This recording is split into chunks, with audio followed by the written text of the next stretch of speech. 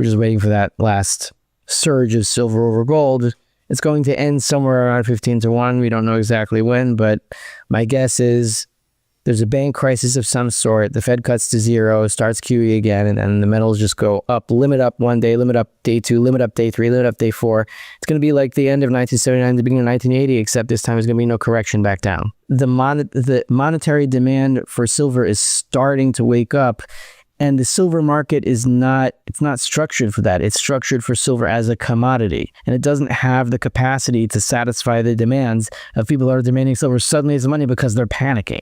In every major monetary upheaval, there comes a point when silver ceases to act like a mere commodity and begins to function as money. Market analyst and economist Rafi Farber believes that moment is now approaching. He argues that the gold-to-silver ratio, currently around 80 to 1, will eventually collapse toward 15 to 1, echoing the historic extremes seen during the monetary reset of 1979 to 1980. According to Farber, this shift won't be fueled by industrial use or speculation, but by monetary panic, a rush back to silver as confidence in paper assets erodes. When the next banking crisis strikes and the Federal Reserve cuts rates to zero while restarting quantitative easing, he expects a powerful rally in precious metals, limit up days back-to-back, with no correction to follow. The current silver market, however, isn't built for such a transformation. For decades, it has been treated purely as an industrial material, its price suppressed by futures markets and production cycles.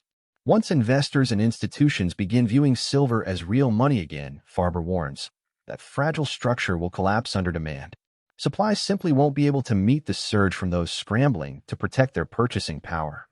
He likens this coming phase to the late 1970s, but without the eventual correction. In his view, fiat currency credibility is exhausted, and the global monetary system is cracking beyond repair. This video delves into Farber's analysis of the coming endgame, how the Fed's tightening cycle has set the stage for a historic liquidity squeeze, why gold's resilience signals an imminent policy reversal, and how silver is positioned to lead the next monetary transformation. Farber's insights aren't based on speculation but on a deep understanding of credit mechanics and liquidity flows in the fiat system. If you find this analysis valuable, don't forget to like, subscribe, and stay tuned. The story of money, as Farber sees it, is only just beginning. I think the most important point here is to take a step back and to realize that we are not yet in the final sprint to the end game because the next printing round hasn't even started yet. Right? The reverse repo extra money bank has been depleted, but the Fed hasn't stopped QT, hasn't stopped shrinking its balance sheet. It's slowed it down, but it hasn't stopped it. It hasn't cut rates to zero, and it hasn't started buying bonds net yet. It just, nothing is happening. And the fact that gold has gone so far so fast before the next printing round has even started kind of surprised me. So my point is that gold is not going to go up and up and up and up every single day until the next printing round starts. I mean, just like it was in COVID, the Fed cutting to zero immediately because there's a bank scare or JP Morgan says they have to, whatever it is, the big banks come together and say, Fed, we need you to move. And then they print twice, 3 times, 4 times as much money as they did during COVID. Then gold and silver should go up and up and up day after day after day without any kind of pullback at all. But we're not there yet. So until we are there, the dollar is going to be in a perpetual short squeeze, meaning there's always more debt than dollars exist. So at the point when somebody starts defaulting, then you have, it's like a game musical chairs where the music stops and everybody's got to sit down, and whoever sits down last doesn't get a chair. So when the music stops and the defaults start, that's when there's a rush for dollars, and there's going to be a big rush for dollars at some point, and gold and silver are going to sell off just like everything else. It's just that gold is going to sell off less than everything else, just like it did in COVID. Gold sold off during the lockdowns. It did. And it reached a low of 1450, and the miners got clobbered, I don't know, 20, 30, 40% in a few days. I don't know if it's going to be that magnitude this time. It's going to be the same kind of thing. And then the Fed's going to reinflate. And then at that point, we can say we're in the final sprint. It's going to take a few weeks until the dollar collapses. But we're not there. We got to wait for that to happen. And meanwhile, we can play the game of, well, what was the proximate cause that made gold and silver fall down specifically on October, whatever it was, 21st. And then we could look at the movements in the market. But that's all inevitable. It's always the same story. There's going to be something that is going to cause a correction until the Fed reinflates. So wait for that to happen, and then you can say that there's going to be no more corrections. But until then, you got to stay balanced. We can't be too euphoric, and we can't be too discouraged, because we're still in a dollar short squeeze where there's more debt than dollars that exist, and that's what's going to happen. We saw a little bit about performance on that last leg by silver, but really gold and silver moved together for the most part. So that signals that we aren't at a blow-off top stage. Can you share a little bit about this, the gold-silver ratio, and what that signals to where we are in the bull market? Yeah, you can come up with 1,000 reasons why it happens. But before we go into the reasons why, we just have to remember that this is what has happened every time since 1918. Since the end of World War I, which was the end of a huge inflation that funded the Great War back then. And then at the end of that inflation, silver outperformed gold until a silver dollar was worth more than a gold dollar. Not that silver was worth more than gold, but if you had a silver dollar coin versus a gold dollar coin, I think they had those coins back then the silver dollar was worth more than the gold dollar. So it was 1918 was the first time this century.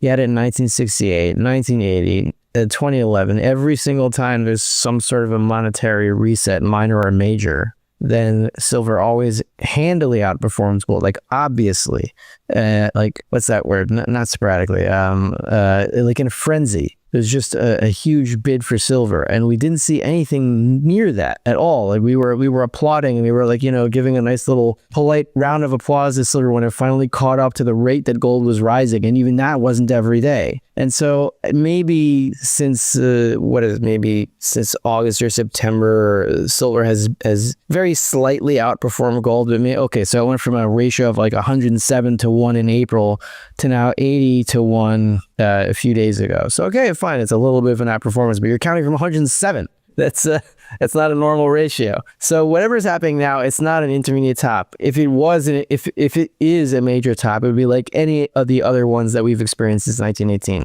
If you want to go into the why, it depends where your vision is most keen, what aspects of the gold and silver market you connect to or you look at, are you able to analyze the best? And I'm always broadly monetary. So whenever silver outperforms gold, it's a signal that credit is breaking down.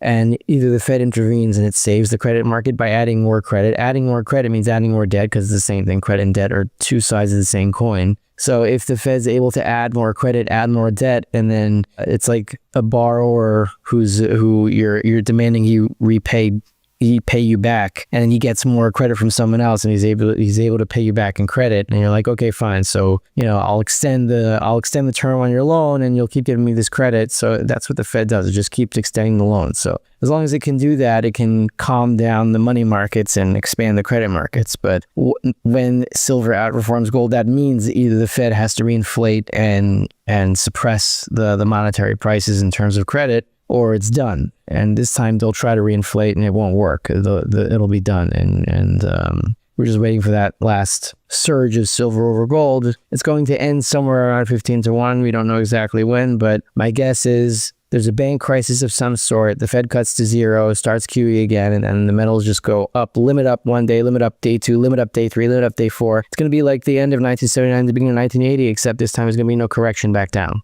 The Fed's tightening policies are now directly draining reserves from banks, forcing them to compete for liquidity in an already stressed repo market where trillions trade every night. As interest rates fluctuate and liquidity grows tighter, even the Fed's emergency repo facility, created to stabilize short-term funding, is being used once again. In this environment, precious metals and even alternative assets are increasingly serving as substitutes for traditional collateral. It's no longer just about gold or silver. It's about the financial system's ability to sustain trust and fiat liquidity itself. Let's return to the interview.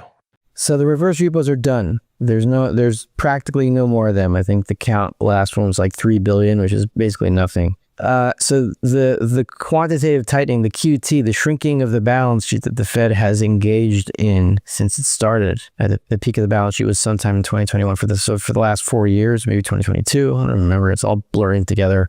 All this COVID and the printing and AI, it's all kind of like mushing together in my head. whatever's happening in the world. So since the Fed started QT, they've been shrinking effectively the reverse repo amount, which is money that's outside of the banking system. And now it's no more. So all the QT is it has been draining bank reserves, and bank reserves are used as the grease, as the slime that coats the repo market. That's the money that's being traded. Those are the dollars that are being traded every night, 3 trillion of them, the bank reserves. Now, I had a theory which ultimately proved wrong. I don't think it's in principle wrong. I just think that I missed a technical aspect that I suspected I might have missed, but I didn't really take it seriously. I thought that the amount of reserves could not be less than the amount of repos that are traded every night because they're trading the reserves. So it turns out they can. I just don't know by how much. I don't think by that much. So right now the ratio the bank reserves are falling. They're now at like 2.9888 trillion, like below 3 trillion. And this week's number, which should be out in a few hours, and in 2.5 hours it'll be out, and I'll check it. It should be like something like $80 billion less, because the government shutdown, right? It means that the government isn't spending as much money. It's spending, I think, on mandatory spending, but not on discretionary or something like that. I don't know exactly what the technical details are, but it's spending less money than it otherwise would. So all the money that's sucking out of the bank system is not being spat back into it. So they're raising money. I think the total dollar cash hoard that they have is like $930 something billion. It was whatever it was like $60 or $70 billion more than it was last week. So that's money that's taken from reserves. So yeah, now you have 2.988 trillion minus about 70 billion. So it's like 2.91 trillion or something. And the amount of repos that are being traded is over $3 trillion. It's like 2.98. It fluctuates between like 2.95 trillion and 3.0 or 3.1 trillion, something like that. Like how much longer can this go on? I mean, we're looking at the repo rate. It's called the SOFR rate, and it keeps wobbling. It wobbled again 2 days ago, up 7 basis points, and now it was down 3, and tomorrow could be up 10. Who knows? If it's already wobbly, that means things are already tight. And the standing repo facility that the Fed instituted after COVID, it provides emergency repo money to banks that can't get it because maybe the reserves run out. It's being used. And sparingly, like a few $1 billion a night, but it is being used now. It wasn't being used before. So we know that some banks are out of reserves, so they can't get any. So there is a shortage here. It's going to get worse as repo trading keeps expanding, as it does, because you have all these hedge funds that are, I don't know, trying to pick up pennies with basis trades. I don't even want to go into the technicals of that. It's just you're trading around dead zombie money and earning a few pennies on levering it up like 50 times each night. So this is going to end. And it's going to end soon because the repo rate is already moving several basis points a night. It's already tight. If you read these books on hyperinflations, isolated hyperinflations in the world, I remember reading once, maybe it was When Money Dies. I forgot who the author was, but it was about Weimar. And he was talking about during the late 1923, when the hyperinflation was in full swing, you had government agents of the Weimar Republic just like raiding people and stealing whatever hard money they had on them to try to get ahead of the hyperinflation, where they had gold coins in their pockets or silver coins. And they even outlawed platinum because some people were hoarding platinum and using platinum for exchange because they couldn't use the stupid paper mark. So even back in 1923, platinum was still being hoarded as some kind of a money, as some better money than paper money. So the reason platinum would be disjointed, not necessarily because there's a sudden demand for catalytic converters or whatever, platinum is used for primarily. And that's primarily catalytic converters in cars and other strange niche-y kind of things that I really have no understanding of. I don't understand car parts or anything like that. But since it is a pseudo money and the liquidity is so low, people could think, well, gold's too expensive. It's like $4,400 an ounce. I mean, there's probably a little bit of a physical premium on it. To get an ounce would probably be $4,400 today, despite the fall. And they might get some silver, but they might also want something that's more value dense just to preserve their wealth. And they don't want gold, and they think the platinum is really cheap because, they think of the 90s and like, okay, well, platinum was much more expensive in the 90s than gold was. That's why like the platinum credit card is considered a higher line of credit than the gold credit card. And, that's left over from that decade. So in their mind, platinum could be more valuable. And as markets shift from industrial to monetary, industrial demand is demanded by the creators of whatever piece of capital equipment they're producing for industry, right? Or consumer good. But monetary demand is by definition everyone. So even the slim amount of monetary demand would be more than the very specialized industrial demand for platinum. If you have even a tiny percentage of monetary wake up of people looking for a preservation of value and they don't want gold because it's too expensive, then they'll see platinum is cheaper, so want to take that. Maybe they'll go for it. And that could overwhelm the very, very thin platinum market as it's overwhelming the silver market, which is why you're seeing all this disjointing through London and New York. What that means just very broadly in a broad brush strokes is that the monetary demand for silver is starting to wake up, and the silver market is not structured for that. It's structured for silver as a commodity, and it doesn't have the capacity to satisfy the demands of people who are demanding silver suddenly as money because they're panicking. As Farber explains, the current stress isn't limited to gold and silver. Distortions are now appearing in platinum and other niche metals as well. This suggests that monetary demand is starting to spill over into commodities once valued purely for industrial use. History offers a warning. During past bouts of hyperinflation, such as in Weimar Germany, people didn't just hoard gold and silver. They turned to platinum and any hard asset that could preserve value as paper currencies collapsed. A similar psychological shift may be unfolding today. As gold becomes increasingly expensive and physical silver harder to find, capital is likely to flow into other scarce tangible assets. The resurgence of monetary demand across the broader commodity sector signals that the fiat system is reaching its limits, and a massive repricing of real assets is on the horizon. For investors, this trend is deeply bullish, not only for precious metals but also for decentralized assets like Bitcoin. When trust in fiat money erodes, anything outside the traditional credit system gains appeal. Gold and silver will likely lead the charge, followed by crypto as the next generation of digital hard money. The collapse of the dollar's synthetic liquidity won't end speculation. It will merely redirect it toward assets defined by intrinsic or algorithmic scarcity. We are now entering the terminal stage of the current credit cycle.